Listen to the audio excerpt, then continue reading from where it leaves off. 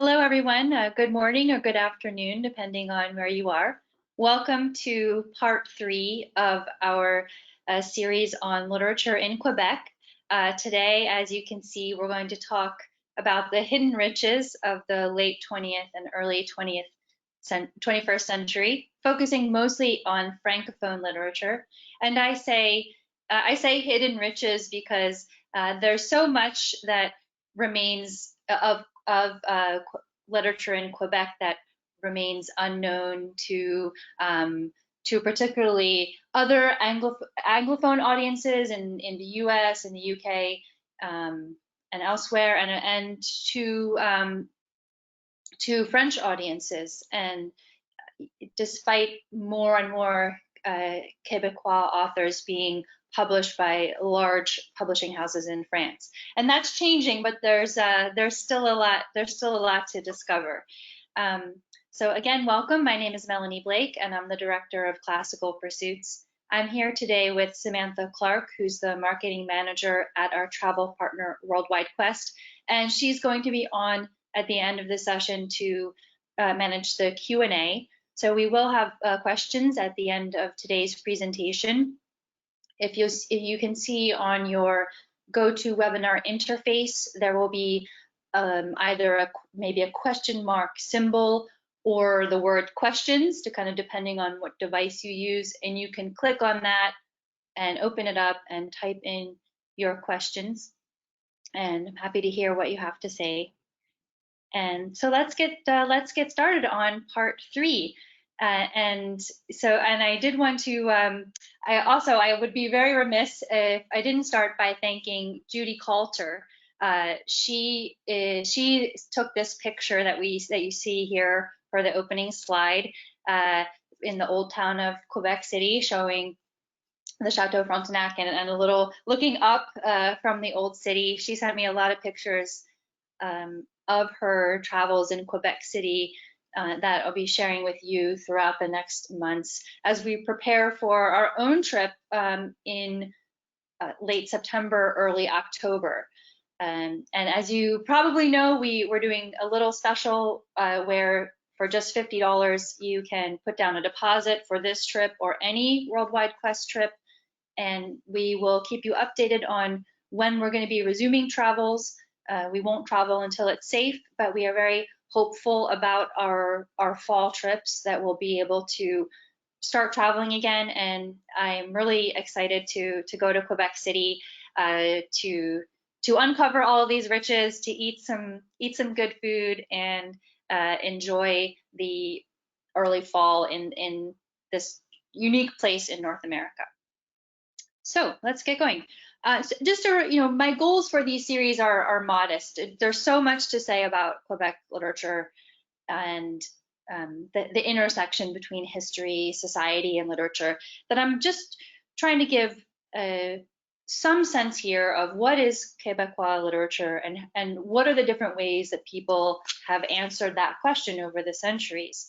There's of course never going to be one answer, and this is just an overview, and there's just a starting point. There's so much to discover. And the kind of focus that I want to turn to today is this framework that I've set here before you. It's not mine. It's from Rosemary Chapman at the University of Nottingham in the UK, who's a specialist in literature of Quebec and Francophone Canada. And I hope this framework ties together part of what I talked about in the first 2 installments in the series and what we're going to focus on today in part 3 with the late 20th and early 21st century. And she's a couple main things that I want to stress in what she's saying here. This first idea of multiple centers. So, at different points for different people, France, has been a place to which writers from Quebec and other writers and other artists from Quebec look to, and also resisted. So France has been both kind of a controlling center whose control has been resisted, and also a model of intellectual and artistic freedom, whether that was symbolist poets or the work done by people like Jean-Paul Sartre in the 1960s.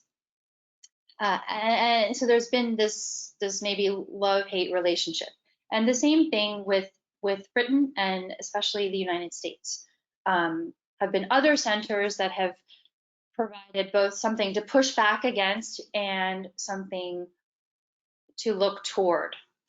Push back against when, the many times when French culture, literature and culture in French have seemed under threat in Quebec, and models to look toward, again, for a kind of for intellectual and artistic freedom.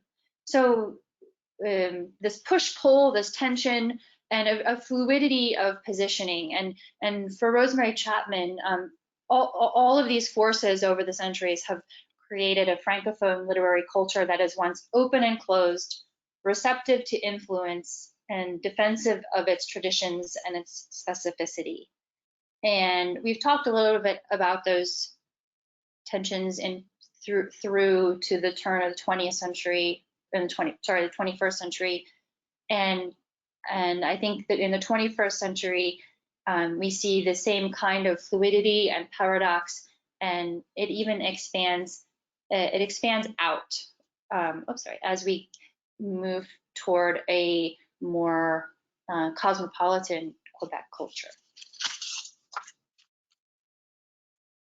And kind of the other overarching theme for all this is language and power. I have here a painting of Bruegel and showing the Tower of Babel, the story from Genesis, and people were building,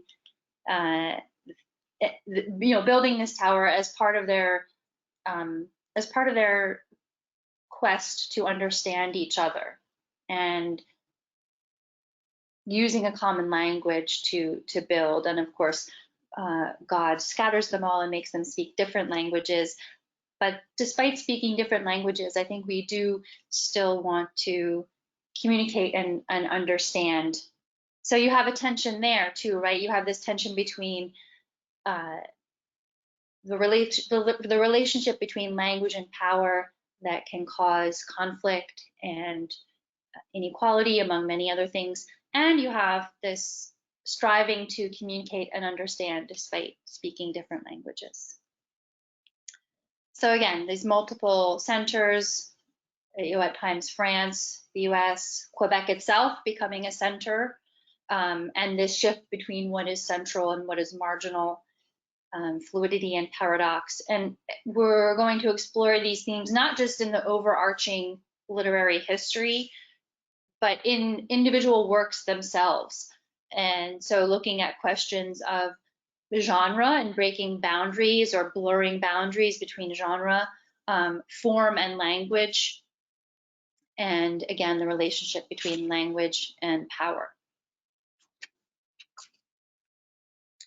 At the same time, always keeping in mind a sentiment that I think expresses what we try to do at Classical Pursuits as a whole. And this quote is from W.H. New, whose history of Canadian literature I highly recommend to all of you.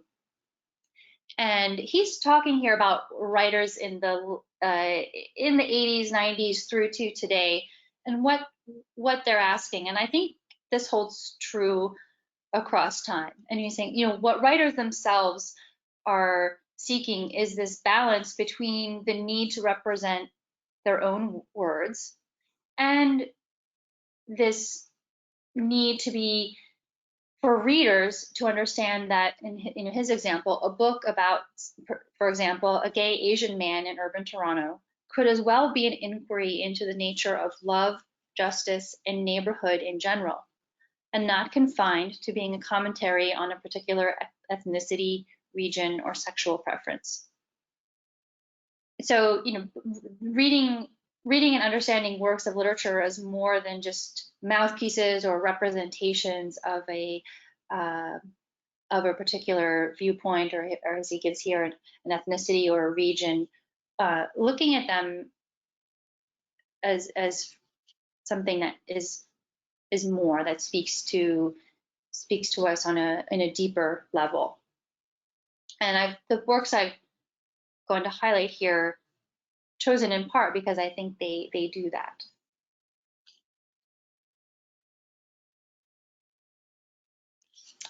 So we in the previous two series, we've talked about these ideas of centers, and just to recap very, very briefly a little bit of the main ideas of where we were and how we're going to get to the late 20th and 21st century. In the Durham report about Quebec, Lord Durham called the Quebecois a people with no history and no literature. And so which is preposterous. It's a preposterous statement on the face of it, but he's erasing the center, right? He's saying there is no center.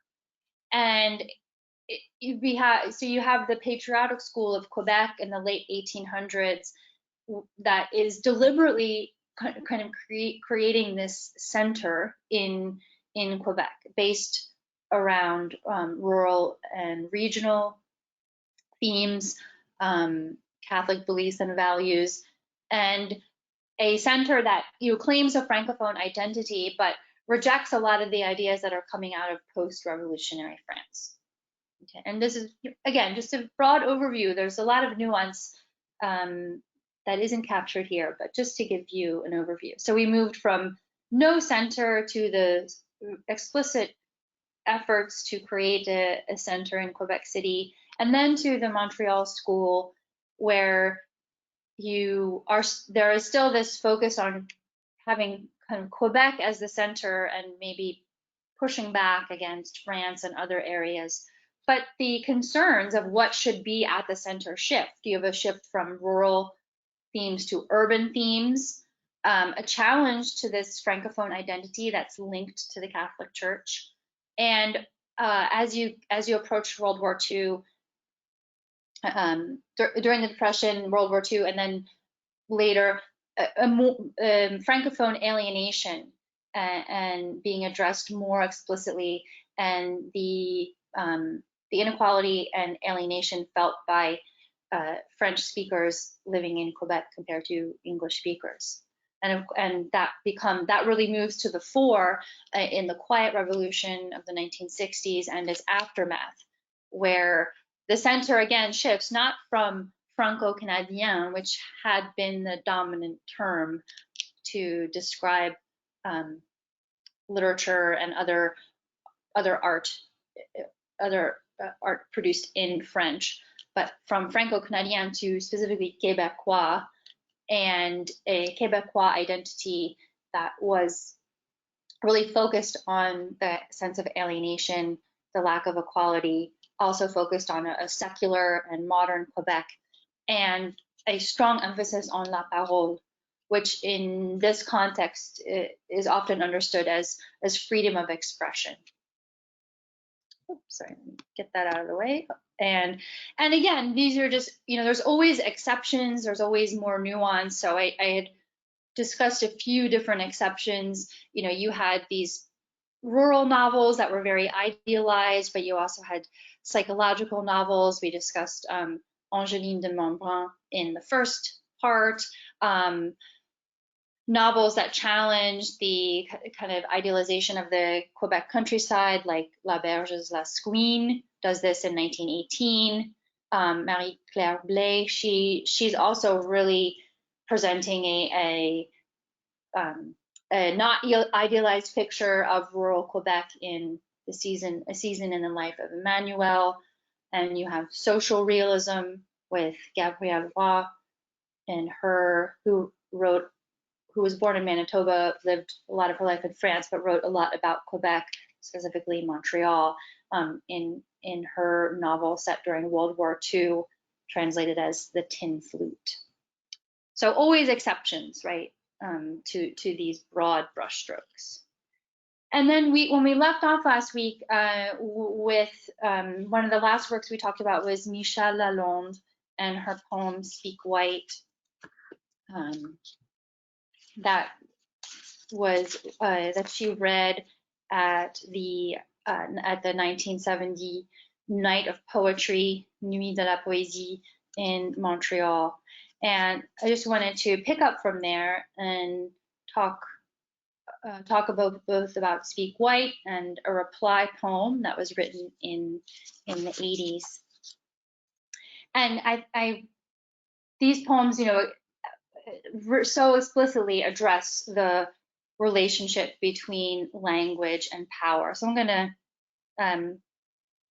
put an English translation up in just a second, but just you can see, for those who weren't here last week, her poem is mixing in English with French and focused around this idea of speak white, which was an insult, a kind of a racist insult used by Anglophone Quebecers toward Francophone Quebecers.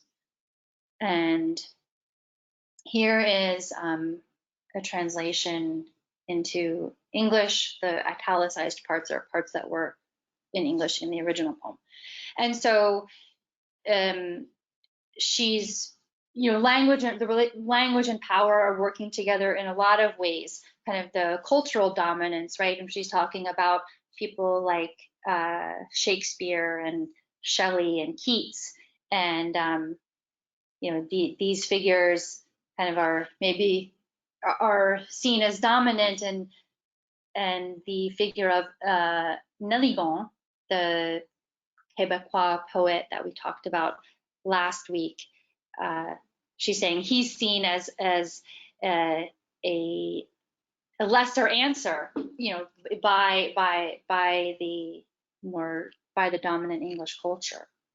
And moving on from cultural power to political power. And I think here the relationship between language and power is addressed in an even broader way, as she moves to questions of the French colonies in what was then Indochina, Africa, Nazism, Russian revolutions, and political suppression in Russia. And moving to this idea of speak white, it is a universal language. And to me, this seems like it's not even, at this point, it's not so much English that's the universal language. It's this language of imperialism that has been in different languages across different times, and that is the language of power, the language also of imperialism and also economic control. When she she addresses here, the economic inequalities in the U.S. and let me just move on to the next screen. Centers of power like Westminster and Wall Street. And this is only part of the poem. The complete poem I do have up on the website. So I encourage you to take a look at the complete poem in French and in English. And you could do a whole seminar on this poem, but I just wanted to share just a few thoughts on it.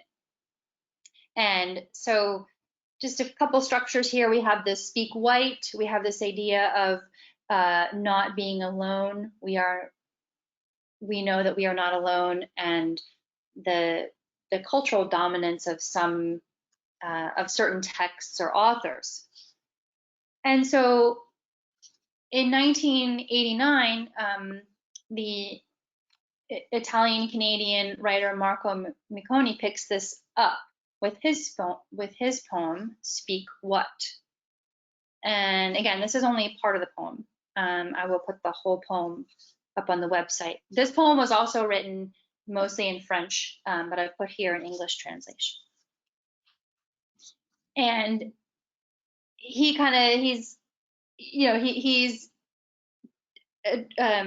some people call this a parody, some people call it simply a reply poem. That would be for you to decide, I think. But he's taking some of her structures, right? She's quoting Shakespeare or referencing Shakespeare and he's referencing this is a poem by Nelly Gon, and this is a poem by Gaston Miron, L'Homme Rapaillé, a Quebecois writer, a Quebecois poet, very well known in the second part of the 20th century. To imagine your coureurs des bois in their poems and their quivers. These coureurs des bois were the usually illicit fur traders who were really among the first Europeans in Quebec. And whereas, let me just go back here. I think another thing to notice is, I don't have it in English here. Michel Lalonde is saying we are one people, a people, and Marco Micone is saying we are 100 peoples who came from far away, and referencing different poets and different regions. People are bringing their influences here, and he says, speak what now? That nobody understands you, not in Saint-Henri, nor in Montreal Nord. And is this a command? Is this a question?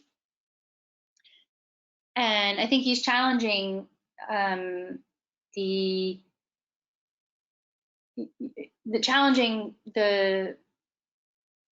of the lines in Lalonde's poem, saying, well, you are becoming, you spoke the language of silence and powerlessness, and now it's we, these immigrants from other places, who are speaking this language.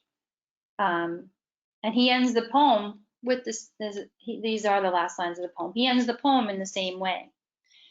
So just a few things to point out. It'll be up to you what you make of these two different poems when you read them in their entirety. I think there's this relationship between language and power, and between a language and a people, is so complicated, and it's something that linguists and sociologists and writers and people, they're always trying to figure out what is the relationship between a language and a people. One Quebecois historian said that language is the home of all meanings. That's I'll leave you to decide what you think. So language and power is the overarching idea here, but there's other more specific themes and characteristics that I'd like to share, just by sharing a few writers from the late 20th century, early 21st century. Questions about language and gender. And we've talked about margins and centers. So metafiction and blurring boundaries between forms and genres, whether that's fiction and autobiography, poetry, or fable. And that's that's something that I think is especially prominent in francophone literature from Quebec. This mixing or blurring or combining of forms and genres. Also, this idea of an attraction and repulsion, in particular to the US. And there's a Quebecois essayist, Monique Larue, who writes about this in an essay that poses l'arpenteur versus the navigateur. So the arpenteur in standard French, or like in metropolitan French, an arpenteur is a surveyor, and in Canadian French, an arpent is a unit of measurement. And this arpenteur conveys the idea of somebody who is connected to the land, and versus the navigator or the explorer, somebody who's going out. And so Monique Larue and a lot of writers of fiction and poetry are talking about this, again, another type of tension between someone who feels very connected to Quebec and to Quebecois as a language and to this land, but who also feels the desire to go out and explore. And with that becomes expanding notions of what Quebecois means. And not saying these only came up, in the past 40 years. I did talk a little bit about this work, I Am a Damned Savage Woman, which came out in a bilingual French and Innu edition by Anton Capèche. And this is often regarded as the first Canadian novel published by a First Nations woman. And she's also addressing these questions of center and margin, and of what does it mean to be Quebecois, what does it mean to be rooted in the land, and among francophone literature in Quebec, francophone First Nations literature is a subset that's really one of the least studied. The University of Quebec at Montreal actually does a lot of work in this area, and they have a lot of symposia and other resources online. A lot are in French only, but some are in English. So I will be putting those up on the site as well. So there's so many overlapping parts to all this, and so many voices to hear. Excuse me one second.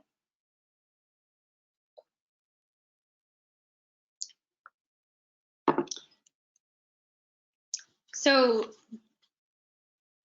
one of the writers that really is playing with this idea and investigating this idea of language and gender is Nicole Rosa, born in 1943.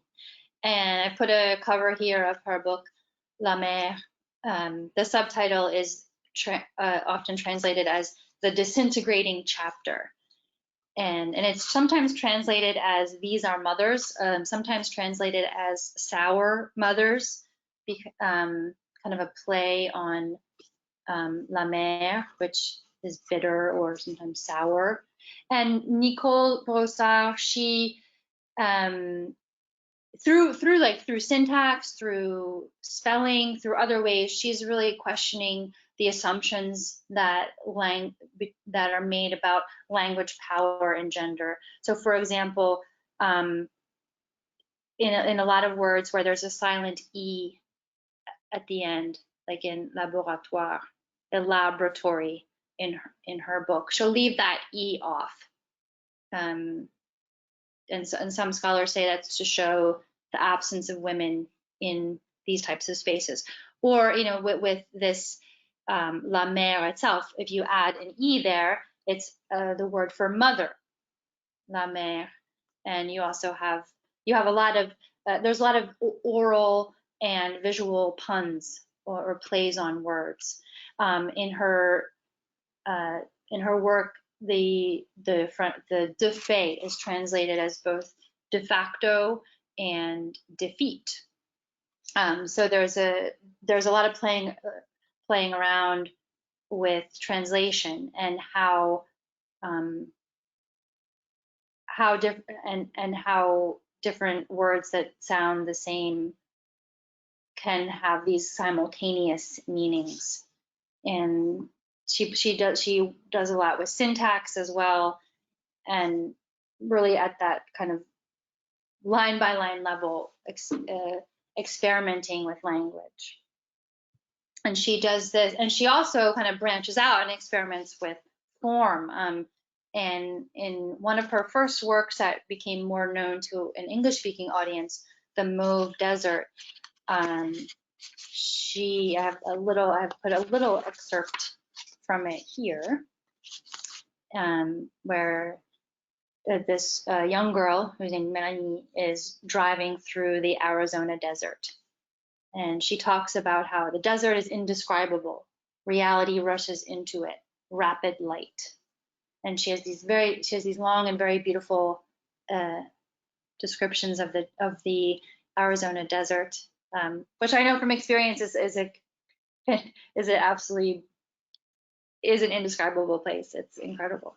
And so in this book, there are three parts. In part one is kind of the story where the character Melanie is driving through the desert trying to escape her mother. And in part two, this other kind of character named Maud reads this novel and elaborates on it. She adds all this stuff to the setting. She adds her own commentary. She adds interviews she imagines with the author. And then in part three, Maud translates the novel that she herself has recreated.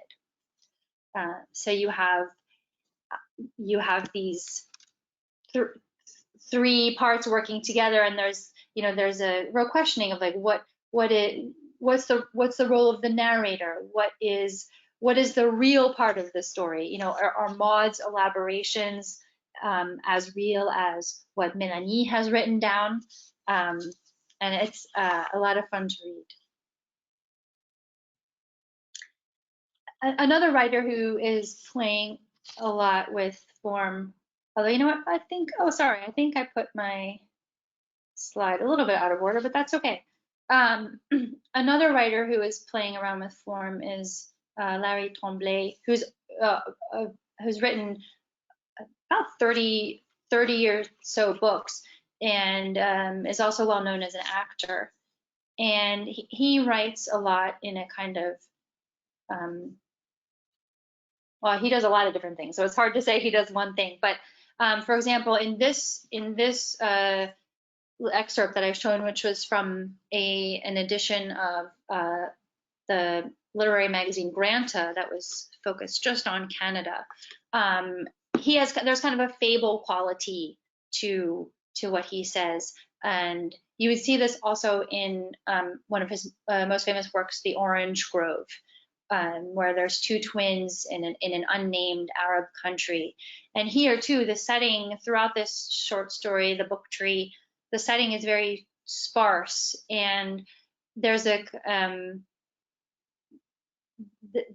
kind of biblical rhythm, I feel, to a lot of what he does. So I have just a little excerpt from The Book Tree here. And I especially like the ending. I made a hole in the newborn day. I did not know that questions existed. I opened my mouth to eat the time that was falling on me. And he plays a lot with narration as well. Like in one of his more recent books, Impurity, he talks of there's multiple narrators, and they're all kind of resolving to a point. So I recommend that work as well.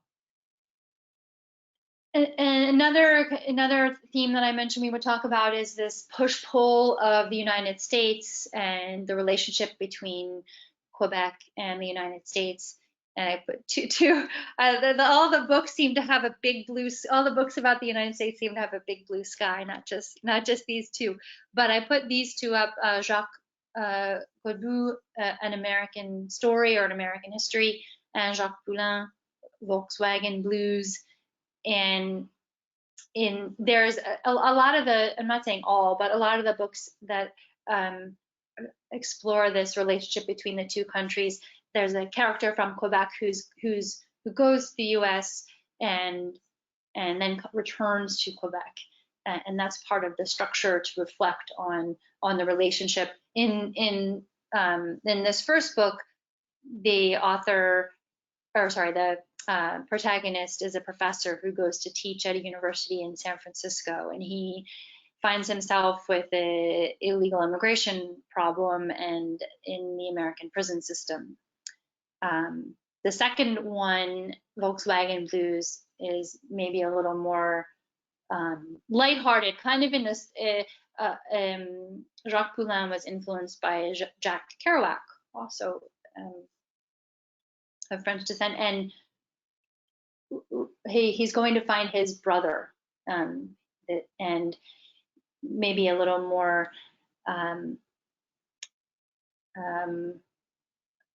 light, yeah, like a more lightheartedness. And I recommend both of these if you're both have been translated into English, and if you're interested in learning more about the how different authors are writing about this relationship. And also this novel by Anaïs Barbeau-Lavalette, La Femme qui Fuit, which is the woman who escaped, which is translated as Suzanne. And here the character is a woman who abandoned her family, and she goes to New York City, to Harlem, and talks about, and the book talks about her experiences there in the 50s and 60s. At a time when, of course, there is a lot of questioning of the struggle for civil rights and big changes in American society. And so the book deals with that, and it also, like so many of these novels, it mixes family history, like a true family history, or with fiction.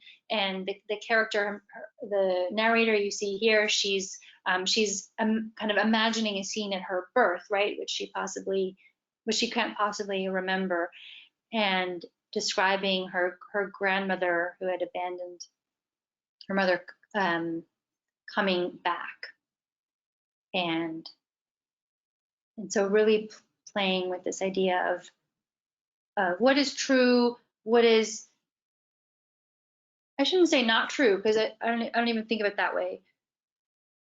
Where are the boundaries between memoir and fiction? How does memory work? Creating these memories that you couldn't have, and you see this in Nabokov. You see this in a lot of writers, and I think it raises so many fascinating questions. So just a little excerpt from this book, which is Suzanne, which is also available in English. And make sure that yep. And again, here you have this, the mother, I should say that the Suzanne flees because she goes to New York because she wants to fulfill herself as an artist. She wants maybe more than for herself than what she has. So, and there's again this idea of the apporteur, somebody who's rooted, and the navigateur, somebody who's going out to seek or explore. And this idea of seeking and exploring, it expands really as people from many different countries come to start living in Quebec. So the last few authors I'm going to address write about this expanding notion of what it means to be Quebecois. So you have Régine Robin, who was born in France to Eastern European Jewish parents, and in her book La Québécoise, which is translated as The Wanderer, she's again breaking down these ideas of narrative, and she's fragmentation. So and I couldn't find an excerpt in English here, but she's saying here there's no order, not chronological, not logical. And then she's kind of making a play on words here. Ni logique, ni logis. Logis is a place to live, or a dwelling place, or an abode. So this breakdown of any kind of order and the lack of somewhere to go to live, the expression or articulation is all messed up. She's saying there will be no Messiah, there will be no stories or telling of tales, just this plural voice, a crossroads voice, the expression of an immigrant. And she talks a little bit about her when here her quote is referring to the Wanderer itself. And she says she writes this way because she wants to convey this feeling of broken history and exile. And you can even, I put this, sorry, I know the picture's a little blurry here, but I put this particular cover up because it also conveys that wandering and that fragment, that, a piece of, a page here that's been all different things are put on it, and it's been added to at different points, and it conveys that, I think it conveys that feeling that's in the book. Another author is Ying Chen, born in China in 1961. She studied French at university in China and worked as a translator in Canada, and lived for many years in Quebec. And one of her novels that also has been translated into English is Ingratitude, published in 1995. And you might, it's a little, very some language that really gets at you. I was dying to see mother suffer at the sight of my corpse. Remember what's going on here. Well, the story is a 25-year-old woman who's speaking from the afterlife, and she had wanted to commit suicide to get away from her mother. I'm sorry, my cursor's there. Who doesn't love her and is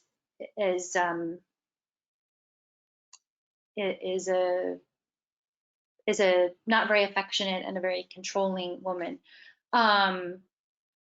But she maybe gets more than she bargains for. And so this whole novel is, again, this character speaking to you from the afterlife. So again, playing around with genre and structure and form, and just a couple excerpts from the translation.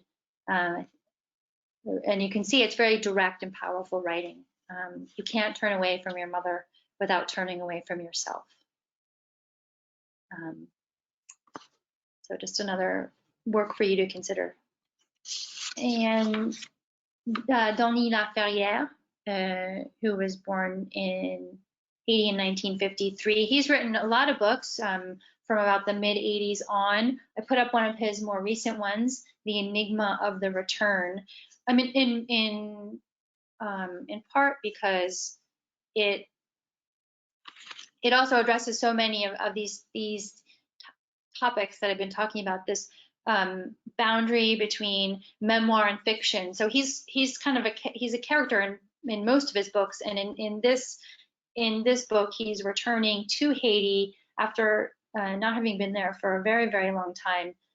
He's returning to Haiti via New York, following the death of his father in New York.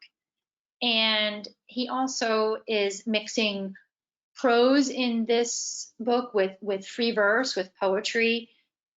And I put just a couple excerpts of that book here. In this first little scene, he has to go get a box or a suitcase that's being held that was his father's, was at the post office. And I thought these two little fragments capture the feeling of this book. My uncles stand in disbelief in front of the iron door. I feel light, not having to carry such weight, the suitcase of aborted dreams. And then he talks about, there's in the second excerpt, The Sweet Life Before Columbus, he's this idea of which time am I in, like what is a dream and what is not a dream, is a prominent part of this work. And one more before we get to my last closing bit. Kim Thuy, who was born in Vietnam and left after the fall of Saigon with her family. And this excerpt here is from her 2013 novel, Nan. And in this novel, like many of the others, is kind of written in fragments. It's hard to capture all of that with just showing a little bit. But she has like little translations on the side between kind of notes that are part of the book between French and Vietnamese and English. And in this book, there are three mothers, and this, so and a lot of these works, family relationships and how they play out across time and across space is a major theme. And so she has the first mother who gave birth to her second mother who plucked her out of a vegetable garden, and her third mother. I won't say any more than that, but just give you a moment to take a look at that excerpt.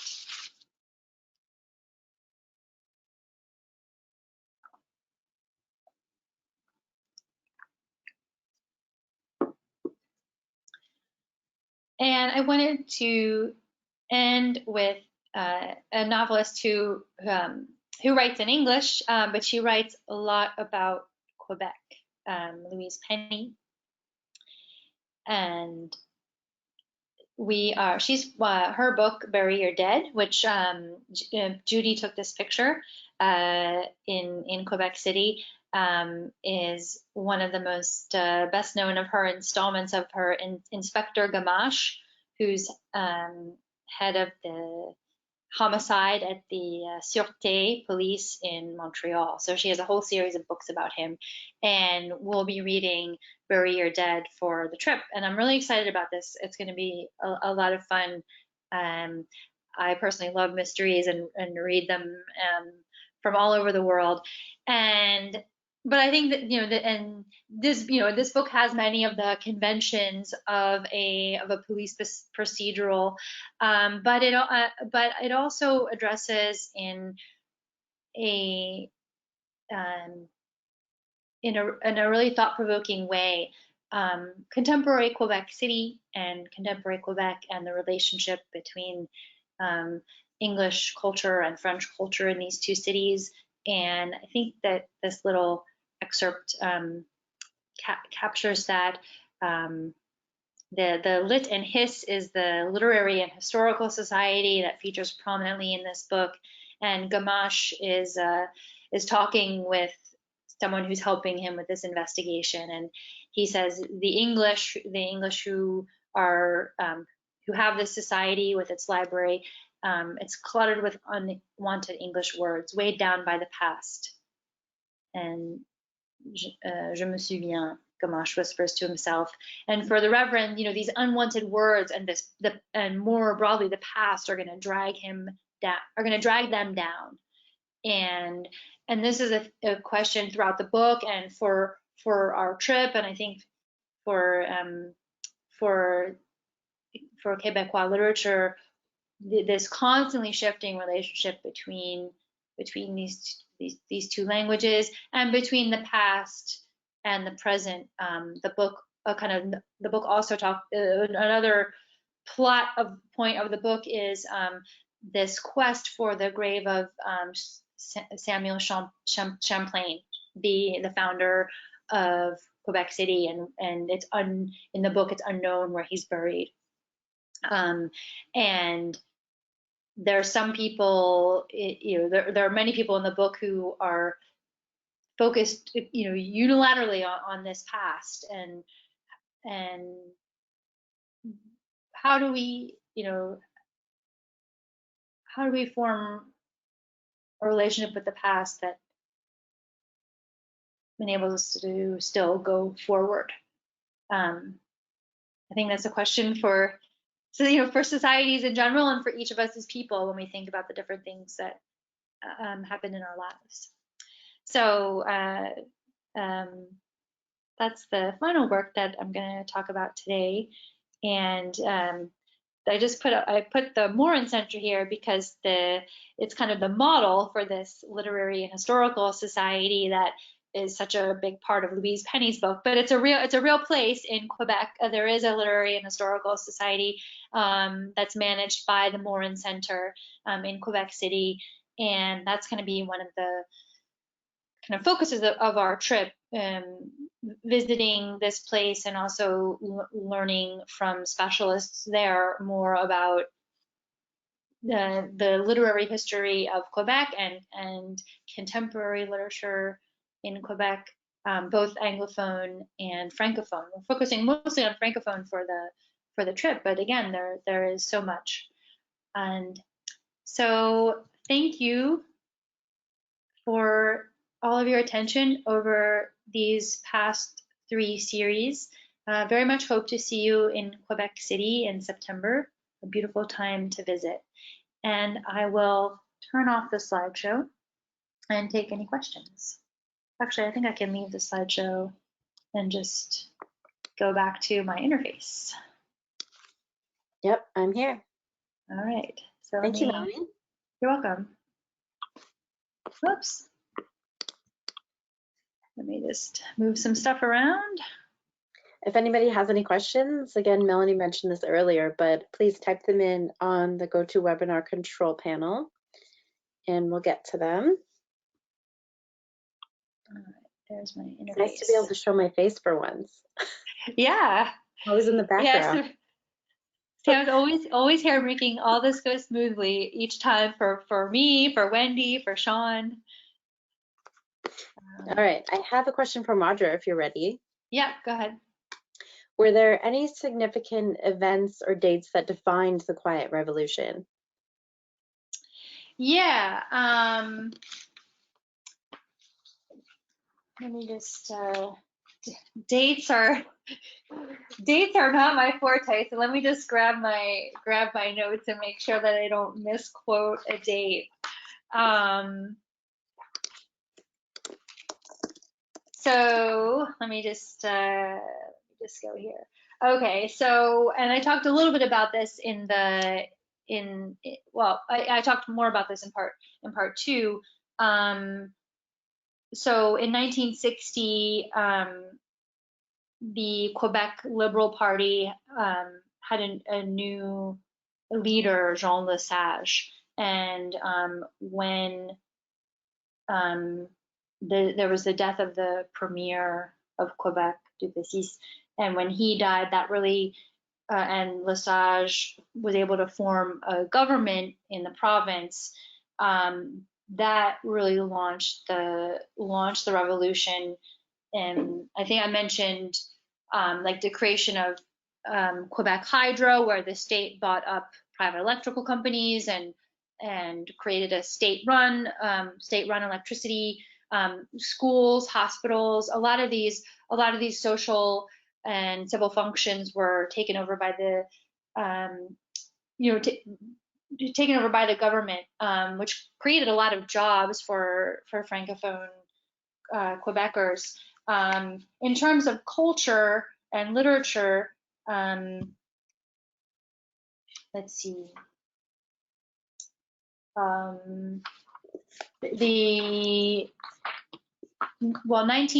Michel Lalonde, I believe her poem, and the Speak White poem, I believe that was written in 1968 and then read in 1970, made into a film, I think in 1974. And so that was a huge happening in literature of the Quiet Revolution. There was also the journal Parti Pris, which means position taken, that was calling, explicitly for a modern socialist and secular Quebec. That was first published in 1963. It ran for 5 years, and one of the 1965 issues was really where the instead of littérature franco-canadienne, it became littérature québécoise, and so that issue really was a turning point in thinking about Quebec literature as littérature québécoise. And overall, through the 60s and the 70s, a lot of new publishing houses were created, both in Quebec, but also in Ontario, in Manitoba. So Boreal editions, you have the Edition Tomblay. Theaters are created throughout this time, theater companies, and throughout these 2 decades, like the sheer quantity of cultural output increased incredibly, along with a the creation of Hydro-Quebec and the creation of the Ministry of Culture, which was I think in 1967, and was really the first kind of such ministry in North America. But I think it's 1967. But if somebody tell me if I'm wrong. Interesting. I was just looking it up a bit as you were talking earlier, and apparently this vivid yet paradoxical description of the period was first used by an anonymous writer in the Globe and Mail.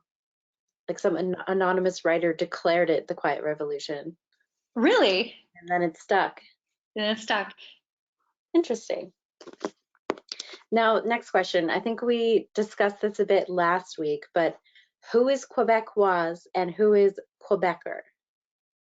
What is the difference?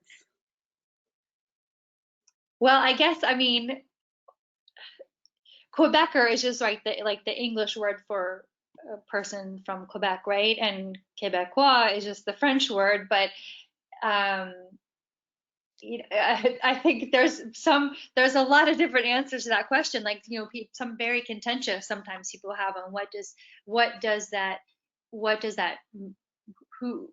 mean? Who is who? I cannot say for sure beyond the answer that I just gave. I mean, I would say that I think a lot of these writers are that we've talked about. Some of them I split, you have writers like Michel Lalande, or I talked about the poet, Miron,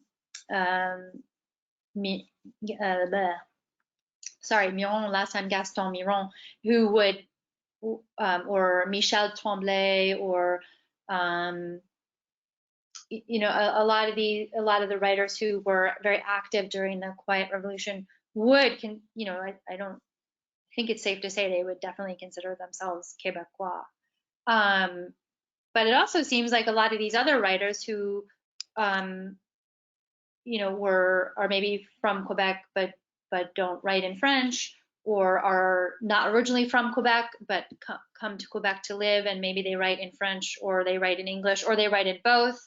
Like Ying Chen, actually, she's translated, so she writes in French, but she translates her own works into Chinese and English. I know. She's like, it's pretty amazing. And I can't answer for them, but it seems like they would, or somebody like Marco Micon, who's the Speak White author, would consider himself Quebecois, or like I mentioned last time the comic Sammy Sugar, who was of Indian descent. I think he was born in Quebec, and he's a stand-up comic, and he does bilingual shows throughout North America and France, talking a lot about North American identity, Quebecois identity, and he switches back and forth in his shows between English and French, and comedy is always a way to get at a lot of these pointed questions, right? So I think he does it really well. I mean, seems to me like he would consider himself Quebecois, but I can't answer for individuals. But Mary's saying your answer is correct. A bilingual Anglophone would say Quebecois, whereas a unilingual Anglophone would say Quebecer. Yeah, so I hope, I hope I answered the question on both, like kind of the level that Mary is talking about, just the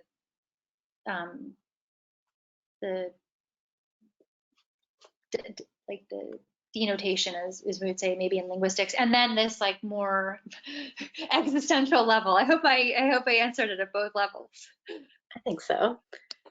Moving along, Anna's wondering what caused the decline in the powerful influence of the Catholic Church in the province. Oh, thanks, Anne, for this for this easy question. I think a lot of things. I mean, you could speak, and again, I'm not a historian by training or a historian of religion in North America. But it seems to me that you could point to general trends across the Western world in the decline of the church, happening in different ways and at different speeds in both times, and or maybe I wouldn't say, it's hard to, and I say this as somebody who was raised Catholic and who is still a practicing Catholic, because there is a decline in some things, but the church still. I'm gonna. All right, if I go that route, I'm gonna get myself in the weeds. I would say a couple of things. One, just the economic conditions as well. Like Quebec had a really ambivalent relationship with the industrialization that was maybe being led by the United States and happening across the world, or happening across North America.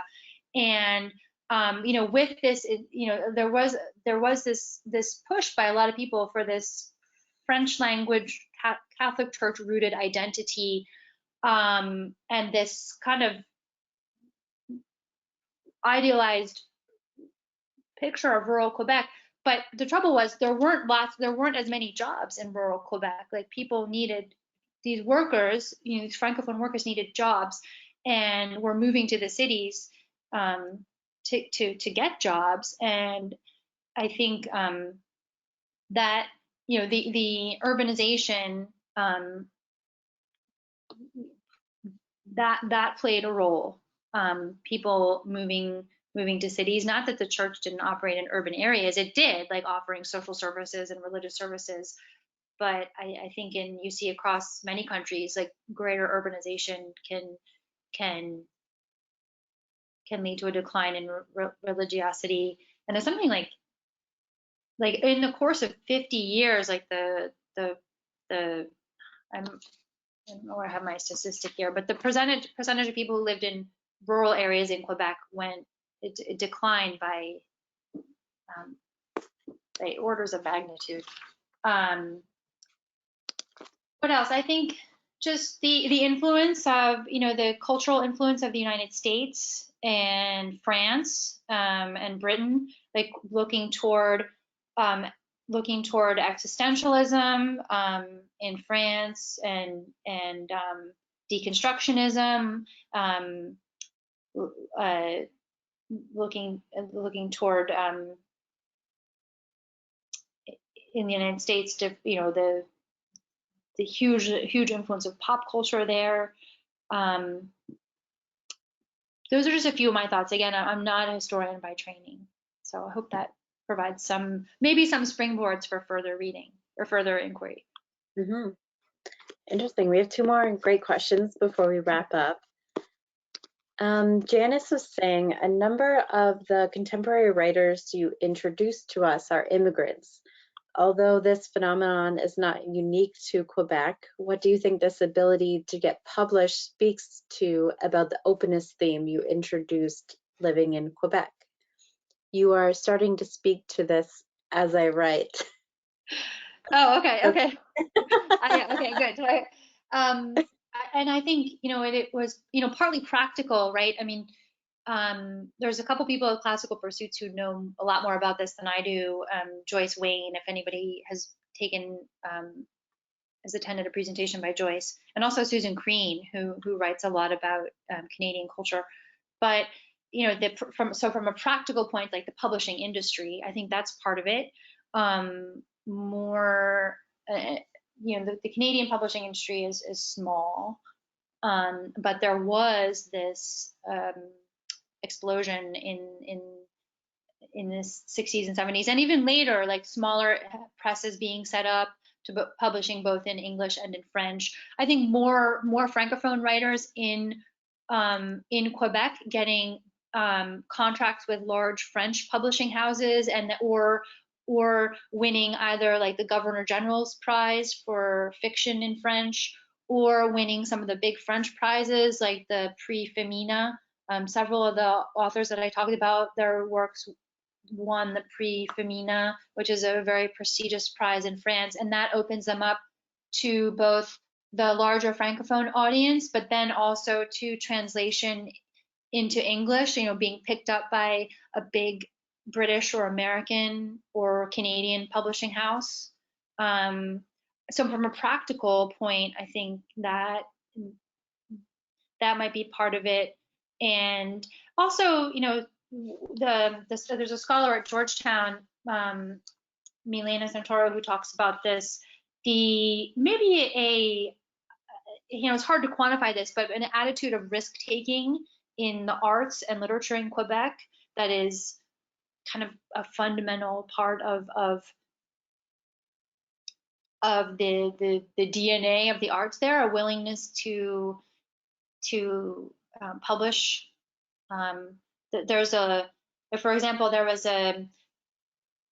another work by Denis Laferrière, he's the one who wrote the Enigma du Retour.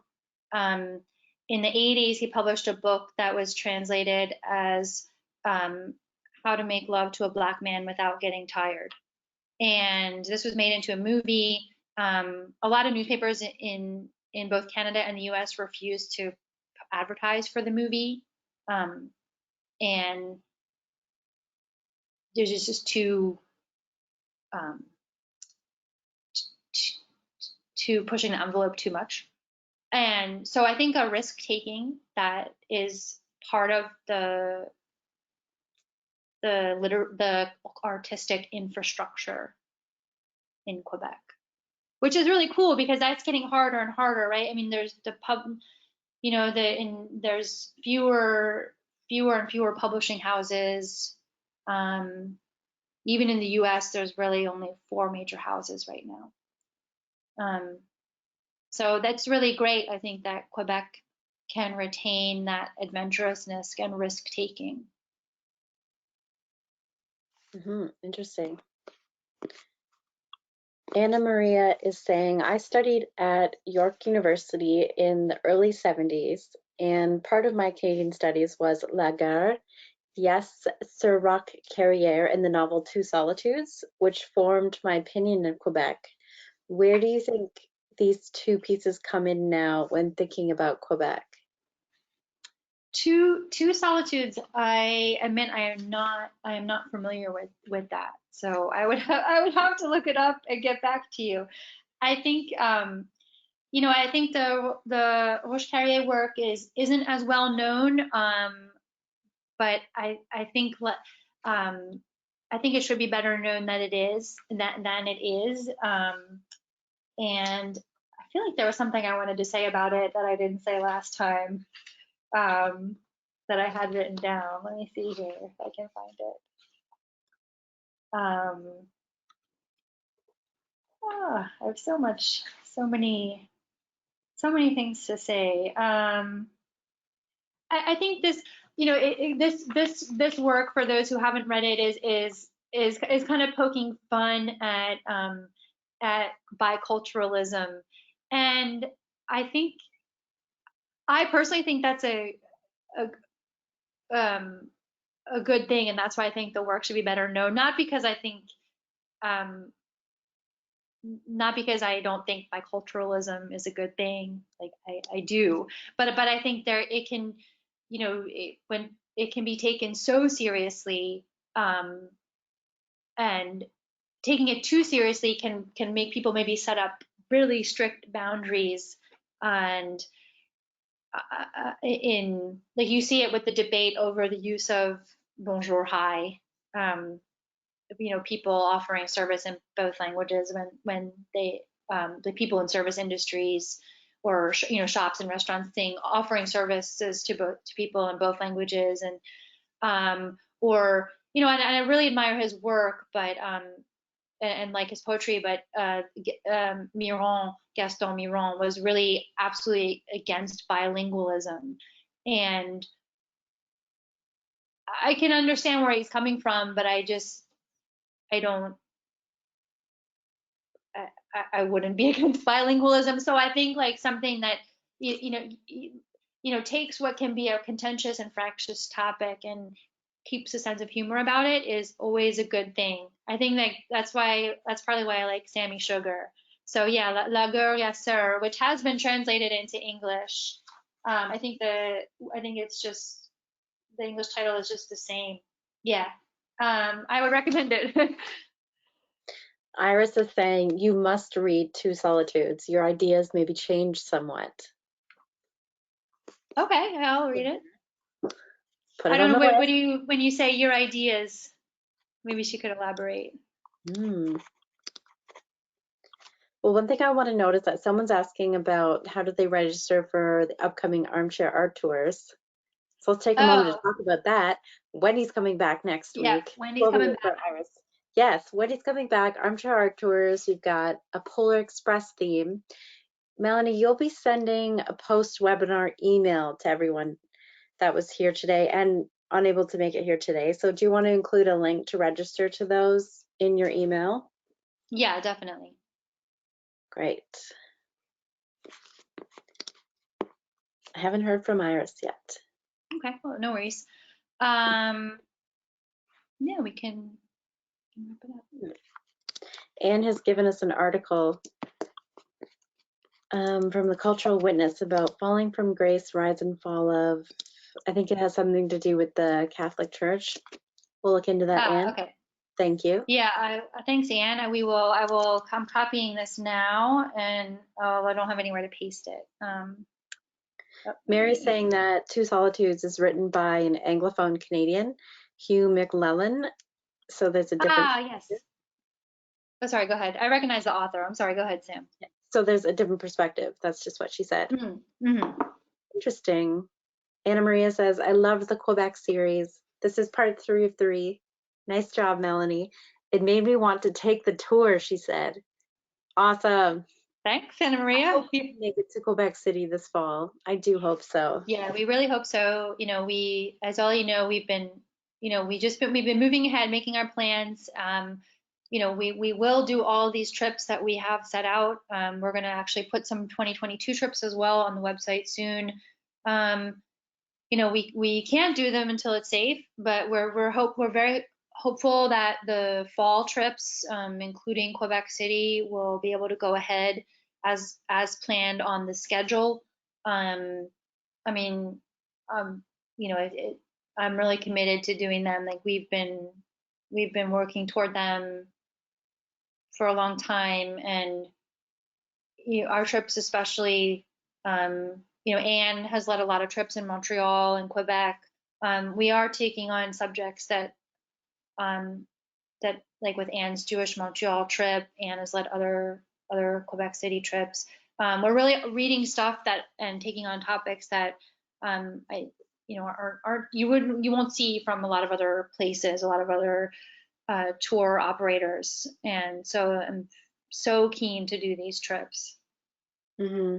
And one of the readings, that Bury Your Dead by Louise Penny, I read that it's a good escapism book. Like you can feel the cold of Quebec City while you're following that main character around.